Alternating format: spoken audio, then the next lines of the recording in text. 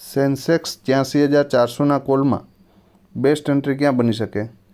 ભાઈ આ પ્રીમિયમ પાસે હાલ કોઈ બેઝ પણ નથી કે સપોર્ટે નથી, માત્ર લો છે 292નો.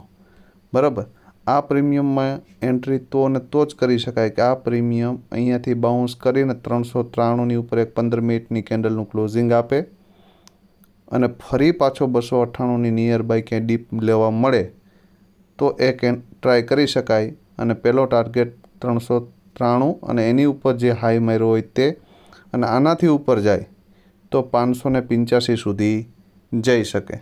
સેકન્ડ કન્ડિશન કે આ પ્રીમિયમ હેવી ગેપઅપ થાય તો આપણે એને ડાયરેક્ટ એવોઇડ કરશું અને પુલબેક ઉપરથી ડીપથી લેવાનો પ્રયત્ન કરશું.